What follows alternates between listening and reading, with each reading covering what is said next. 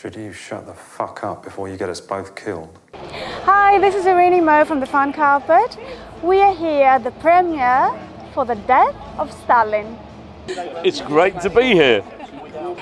How do you know that your actors are the right ones? What we do is, we don't finish the script while we're casting. The script's always in an early stage, and I meet actors, and as you sit and talk to them, you get a sense of whether they feel right, and then the ones that I choose have to be up for collaboration. It's an ensemble piece, and then we write for them. Once we know who's cast, we change the script to suit their strengths or to allow them the room for them to bring their ideas to it. So that's how we get that kind of fit. We start growing the script around them. Why do you want to be in this film? Why Armando Iannucci, certainly, hands down. It wasn't for the character in the beginning, because Armando actually Skyped me and said, you won't see it in the script, it's not quite there in the script, we're going to develop it, we want to collaborate, we're going to improvise, and so it wasn't quite for the script just yet on Svetlana's part, although the rest of the script was hysterical, but she was still being developed.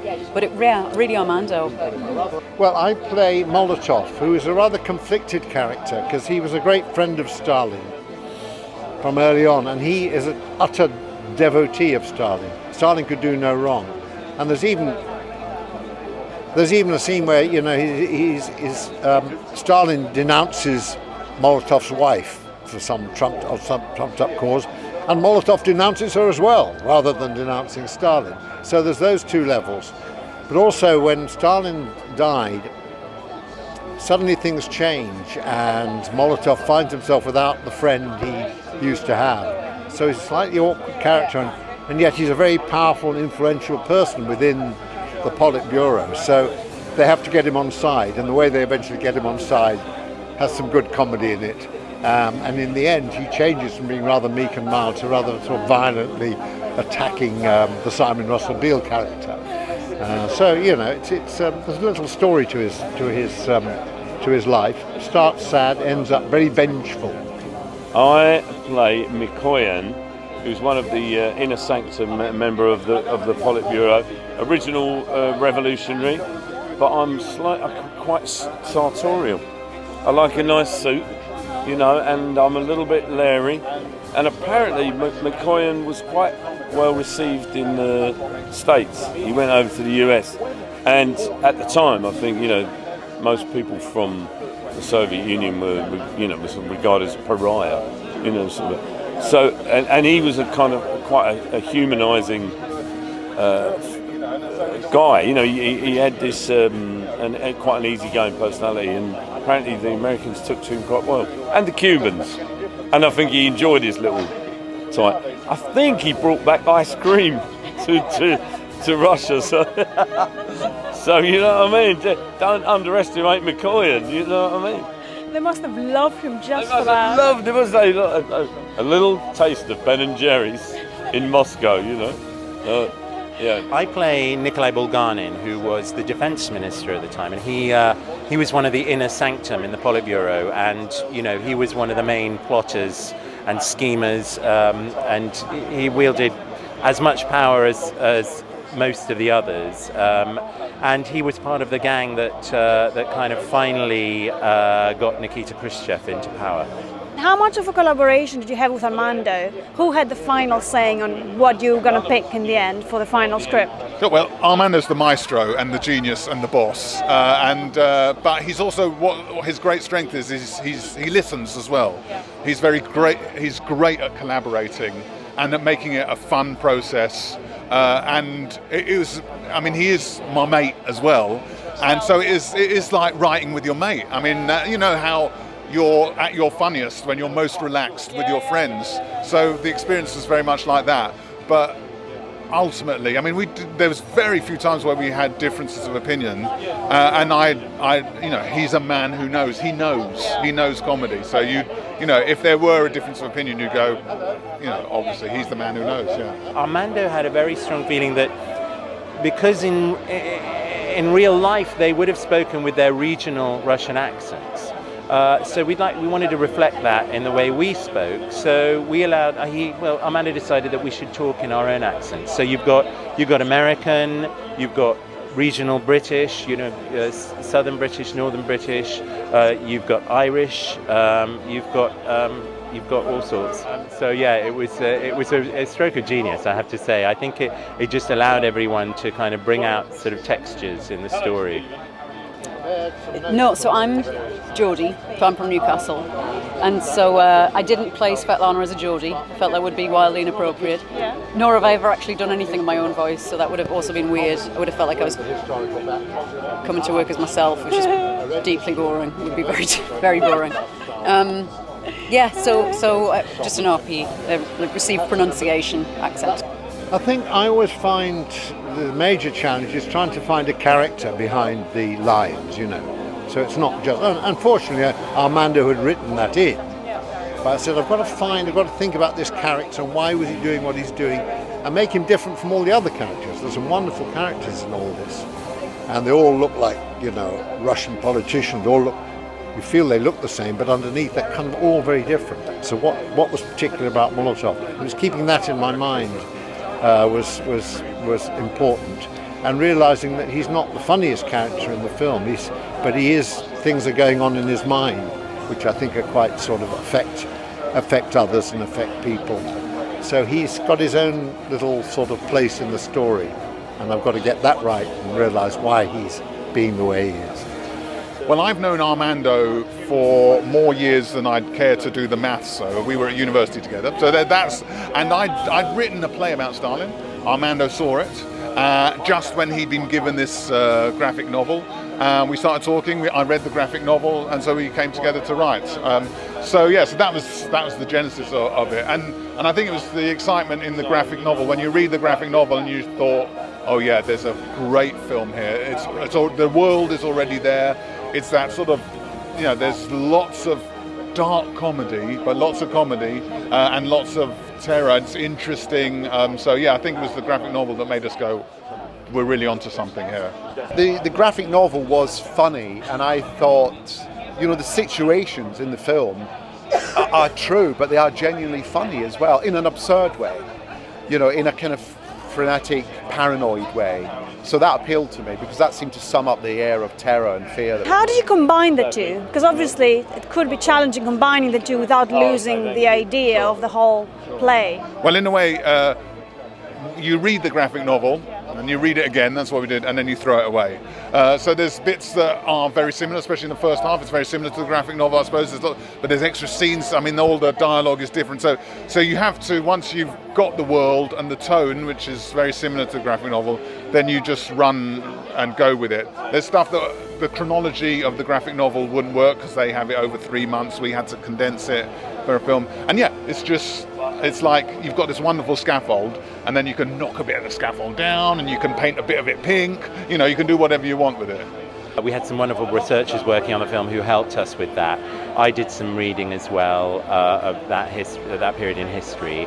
And then most crucially, we had, which is very unusual for film, we had just over 2 weeks solid of rehearsals, just about the kind of 8 or 9 main characters who were playing the Politburo characters, all rehearsed together. We got to know each other, we spent a lot of time together and rehearsed our scenes together. And so by the end, when it came to filming, we were very relaxed with each other, which was a real help to the acting and the telling of the story. Often in film and television, you just don't get the time to rehearse, which is a great shame. And it just puts everyone at ease. You kind of form a shared language so that when you do come to film, you get things done very quickly. And a lot of what you see, most of it's scripted, but we do improvise a lot around the script. So, it really helped to relax people and make it easier for them to do that. Well, the film is actually about what happens after he dies. So really, I'm there at the beginning, so you know what the backstory is, if you like. So by about a third of the way through, I'm dead. But I think originally the idea was to based on the book from which it came, was that it starts once he's dead. But I think Armando and the writers decided maybe we need to see Stalin to know what starts it all, so we can see what influence he had. So that's where I came into it, and found out as much as I could about Stalin, played what was in the script, and hopefully it works and kicks the film off to a nice start, I hope. How did you prepare for it? Because obviously he was a big personality. How did you prepare? Oh, well, that's interesting, because when you read about him, he wasn't that big a personality. He was quite quiet, and people had to sort of lean forward to listen to him. He used to give great long speeches of about 4 hours long, and everybody would be bored to death, but they had to listen. No one could leave, no one could stop applauding. And he was a terrible public speaker, apparently. So I decided to ignore all that and do what I did in the film. I mean, the research that I did, it took me years, weeks. Look, a lot of the others are very serious actors, and I just winged it, really. Really, I'm serious, honestly. Like Simon Russell Beale, he's not here at the moment. He can learn a script just like that. When we went for our first rehearsal and read through, he'd learnt it all. He'd learnt the whole script. But as Armando and his team, Schneider, rewrite it every other day, it was a bit of a wasted exercise for Simon. But he can learn, stuff like that. So it was an interesting process being involved with somebody like Simon, who's at the top of his game in the theatre, and then Steve Buscemi and Andrea and Jeffrey Tambor, who are top film guys. But my God, they knew a legend when I walked into the room. They realised what they were dealing with. They had to all raise their game. What happened was my agent. They were asking for someone, because they couldn't find anyone who looked like Stalin with the hair and the moustache. So they asked for someone who could be made up to look like him, and she suggested me. I said, what? I'm nothing like him. She said, well, they want to see you. And I was off to, I think I was going to Vienna. I said, well, I don't know whether I've got time to meet them, and it's just to, Anyway, I went along, not really thinking much about it. And as soon as I walked in, I met Nicole, who did the hair and makeup. And I suddenly thought, oh, she's great. This is a really good project to be part of. And then immediately I wanted it. And then I put the hair and makeup on, it looked fine. And Armando came down and we read a bit. And it just suddenly felt right. And so I flew off to Vienna thinking, I really want this. And I was meant to be relaxing. And when I got there was a message from my agent saying, it looks like they're interested in you doing this. So my holiday in Vienna was completely gone to pot. I just kept looking at the phone saying, come on, what's happening? And for actors that are not as well known, how can they work with you? What advice would you give them? Oh, heavens. Well, for me, I rely an awful lot on Sarah Crowe, our casting director, because I think she's got great judgment. So if and I say to her, do show me people who I might not know, but who you think are really good. And sometimes we try and find a part for them. If they don't quite fit the role, I remember them and we find something else for them. He's good. How was it working with him, generally, with Armando? Fantastic. Well, I've been a huge admirer of his work, both The Thick of It and The Loop and Veep. I knew people who'd worked with him, but I'd never worked with him myself. So when I got cast in Death of Stalin, it was like a dream come true. And then on top of that, to be working with these amazing actors, it was just, it was an honour. Wonderful. He's fantastic. He's very creative, hardworking, committed, but he's great. He's very inclusive. He doesn't sort of dominate the set unnecessarily. So if you've got something to bring, yeah, bring it. It's not right, do it this way or any of that. So for a film which starts with me as a dictator, he was not. I didn't really notice him, the little funny bald bloke. He seemed to, he'd flit in and he'd flit out and he wouldn't say very much. Beyond that, no, I bought him dinner a couple of times. I noticed he didn't pay. Thank you very much for watching The Fan Carpet. Please follow us on Facebook, Twitter and Instagram, where we are going to have a lot more things for you. All of you can kiss my Russian ass. Don't worry, Nobody's going to get killed, I promise you.